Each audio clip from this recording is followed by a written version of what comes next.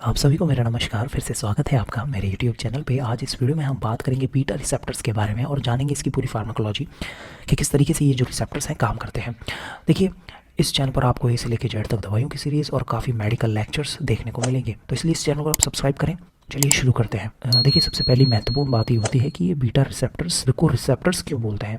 देखिए, रिसेप्टर्स एक तरीके से स्विच का काम करते हैं हमारे शरीर पर। देखिए, अब ये जैसे बीटा रिसेप्टर्स हैं, तो बीटा रिसेप्टर्स का मतलब क्या होगा, ये बीटा स्विच है हमारी बॉडी में। अगर इन रिसेप्टर्स को एक्टिवेट करते हैं या फिर स्विच ऑन करते हैं तो एक पर्टिकुलर टास्क हमारे शरीर में कंप्लीट होती है या पर्टिकुलर एक्शन जो है वो हमारे शरीर में कंप्लीट होता है। जैसे सपोज हमने फैन ऑन करने का स्विच दबाया है तो फैन ऑन होगा, लेकिन एसी ऑन नहीं होगा। तो इसी तरीके से बीटा रिसेप्टर्स अगर कहीं पर है, जैसे सपोज हार्ट पर है, तो वो हार्ट पर ही अपना एक्शन दिखाएंगे। सबसे पहली बात। दूसरी बात, ये हमें याद रखना होगा कि ये कौन सी क्लास के रिसेप्टर्स है। जैसे ये रिसेप्टर्स जो है एड्रेनर्जिक रिसेप्टर्स हैं, और ये रिसेप्टर्स जो होते हैं वो कुछ केमिकल्स से या फिर कुछ दवाइयों से, हमारे शरीर में कैटाकोलामीन्स होते हैं, उनसे ये एक्टिवेट होते हैं, जैसे एपिनेफ्रिन और नॉरएपिनेफ्रिन। ये हमें याद रखना पड़ेगा कि बीटा रिसेप्टर्स एड्रेनर्जिक रिसेप्टर्स होते हैं और ये एपिनेफ्रिन और नॉरएपिनेफ्रिन से एक्टिवेट हो सकते हैं।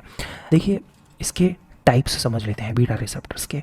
अब देखिए, जैसे अलग अलग टाइप के मॉडल आते हैं फ़ोन के, इसी तरीके से बीटा रिसेप्टर्स के भी अलग अलग टाइप होते हैं और वो अलग अलग टाइप अलग अलग जगह पर लोकेटेड होते हैं। ये बात बहुत इंपॉर्टेंट है, आप इसे अच्छे से समझिए। देखिए, 3 टाइप के रिसेप्टर्स होते हैं। बीटा रिसेप्टर्स जो है मेनली 3 टाइप के होते हैं, बीटा 1 रिसेप्टर्स, बीटा 2 रिसेप्टर्स और बीटा 3 रिसेप्टर्स। देखिए, बीटा 1 रिसेप्टर्स समझ लेते हैं पहले, और इसकी लोकेशन बहुत इंपॉर्टेंट होती है। देखिए, कोई भी रिसेप्टर की लोकेशन बहुत इंपॉर्टेंट होती है। जहाँ पर लोकेशन होगी वहीं पर एक्शन जो है देखने को मिलेगा। लोकेशन देखिए इसकी कहाँ पर है, ये ज़्यादातर हार्ट में और किडनी के अंदर पाए जाते हैं। अब अगर लोकेशन यहाँ है तो एक्शन भी यहीं देखने को मिलेगा। अब इसका फंक्शन क्या होता है ये समझ लेते हैं। ये क्या करते हैं, हार्ट रेट को इंक्रीज़ करते हैं। किस तरीके से करते हैं, जो हार्ट के कॉन्ट्रैक्शंस जो होते हैं उन्हें ये रिसेप्टर्स इंप्रूव करते हैं, इंक्रीज करते हैं। इसके अलावा किडनी में क्या एक्शन करते हैं, ये तो दोनों हार्ट में एक्शन हो गए, ये जो दोनों एक्शन है। इसके अलावा किडनी में एक्शन की बात करें तो rennin release, increase the rennin release. ये रेनिन के रिलीज को इंक्रीज करते हैं हमारे किडनी के अंदर। ये दोनों एक्शन इसके जो है, ये जो एक्शन है इसके देखने को मिलते हैं किसके, बीटा 1 रिसेप्टर्स के। देखिए, बीटा 1 रिसेप्टर का कुल मिला के काम होता है हार्ट की एक्टिविटी को इंक्रीज़ करना और रेनिन को रिलीज़ करना। ये आप याद रखें। देखिए, फार्माकोलॉजी में एगोनिस्ट और एंटागोनिस्ट, यहाँ पर आप देख सकते हैं, ये बहुत ही इंपॉर्टेंट टर्म होती है और बहुत ही इजी टर्म होती है। देखिए, एगोनिस्ट का मतलब उसका साथ देना, उसे इंक्रीज़ करना। एंटागोनिस्ट का मतलब एंटा मतलब एंटी, उसके अगेंस्ट काम करना। इस तरीके से आप याद कर सकते हैं। एगोनिस्ट होगा तो रिसेप्टर को एक्टिवेट करेगा और एंटागोनिस्ट होगा तो रिसेप्टर के अगेंस्ट काम करेगा।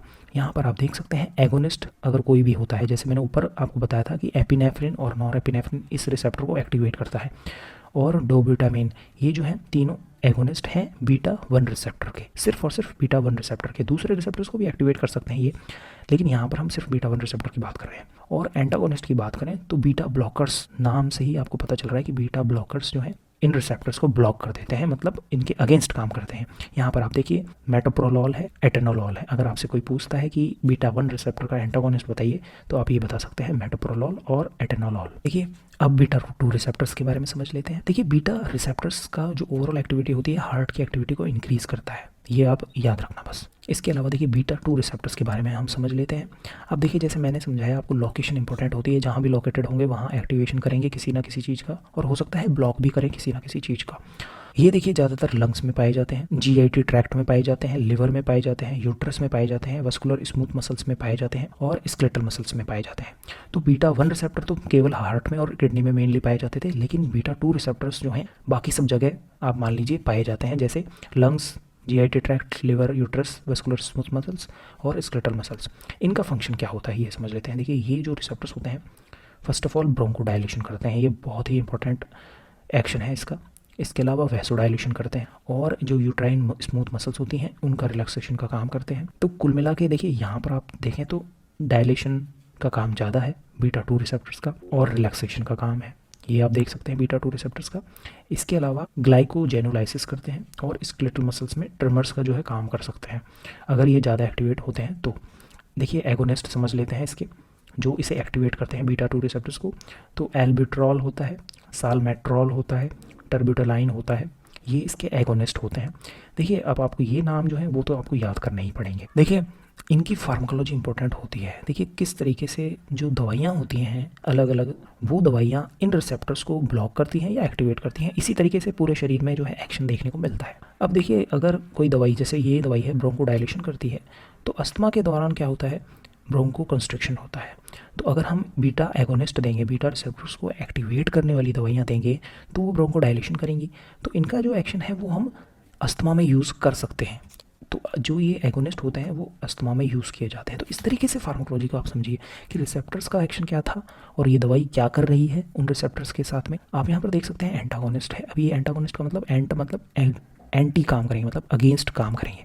प्रोपेनोलॉल है, ये एक ब्लॉकर है, नॉन सेलेक्टिव ब्लॉकर है, जो बीटा 1 को भी ब्लॉक कर देता है और बीटा 2 को भी ब्लॉक कर देता है। तो इनके जो साइड इफेक्ट हैं वो ज़्यादा देखने को मिलते हैं, तो इसलिए कम यूज़ में लिए जाते हैं। बट आपके पास में यहाँ पर एग्जांपल है प्रोपेनोलॉल। देखिए बीटा 3 रिसेप्टर्स के बारे में समझ लेते हैं। बीटा 3 रिसेप्टर्स जो होते हैं वो एडिपोज टिश्यू में होते हैं, ब्लैडर में होते हैं और गॉल ब्लैडर में होते हैं।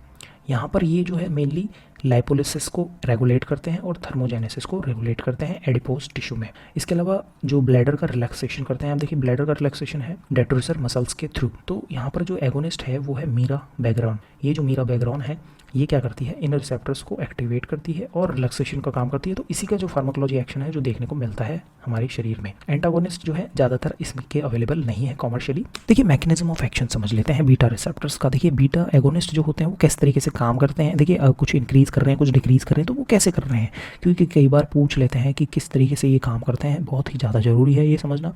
तो ये जो रिसेप्टर्स होते हैं वो एडेनालाइट साइक्लेज को एक्टिवेट करते हैं, जी प्रोटीन कपलिंग को, और जो इंट्रासेलुलर साइक्लिक एएमपी होता है, ये सबसे ज़्यादा इंपॉर्टेंट है। इंट्रासेलुलर साइक्लिक एएमपी होता है, उसे इंक्रीज